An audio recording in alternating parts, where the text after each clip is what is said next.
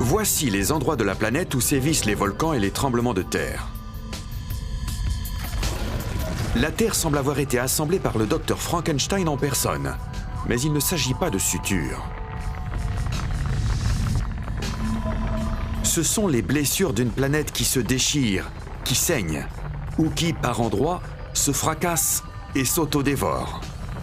C'est au niveau de ces coutures que se produisent l'immense majorité des tremblements de terre et des éruptions volcaniques.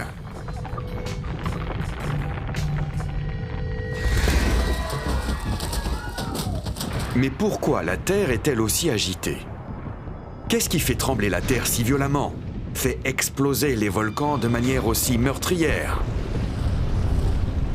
et fait grimper les chaînes montagneuses à des hauteurs aussi vertigineuses? La réponse? La tectonique des plaques. La lave n'est que la partie visible d'un phénomène caché. Le responsable? Le magma en fusion qui se trouve sous la croûte terrestre. La surface du globe est divisée en une dizaine de plaques de tailles différentes qui glissent et s'entrechoquent, telles des autotamponneuses.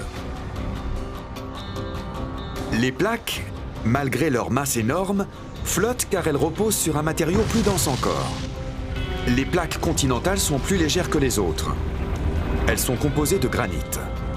Bien qu'elles puissent sembler lourdes de premier abord, elles s'apparentent davantage à un couvercle de polystyrène recouvrant le magma, véritable cocotte minute de roches en fusion.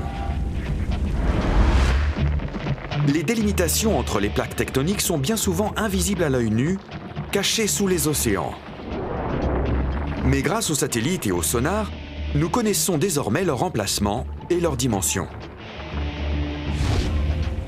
En vidant les océans, nous découvrons une longue dorsale où la Terre se déchire et donne naissance à certaines des montagnes les plus hautes de la planète. Les plaques entrent en collision, s'éloignent et glissent les unes contre les autres. Le magma jaillit afin de combler le vide, formant ainsi une nouvelle croûte. Ce suintement sous-marin est à l'origine de ce que l'on appelle des pilolavas, ou de la lave en coussin.